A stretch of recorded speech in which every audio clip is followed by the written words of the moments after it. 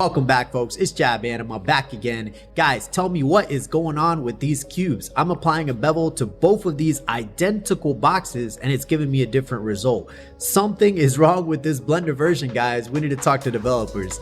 No, actually, I'm going to tell you this is what applying transforms is about. So let's get to Blender right now. We have these two identical cubes, but there's something a little off. And we can see that if we open our properties menu with the key N. Let's go to item, transform, and on our left cube, if we inspect the scale, we can see that our Z value has been multiplied by 3. But with our right cube, we can see that it's at 1. What does it mean when the scale is at 1? When any of these values are at their default values, like location 0, rotation 0, and scale at 1, it means that these are the default values and that any transformation will be done relative to these values. This can affect the transformation and also the modifiers. And as we change the objects, these values will change, and sometimes we have to reset them to default. So we can do that with the Apply Transform menu, Control A.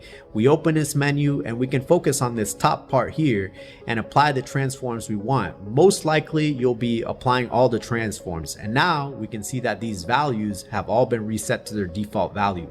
That's it for today, guys. Catch me on YouTube, watch some of my older videos, catch me on Instagram, Twitter, wherever you want. I'll see you there.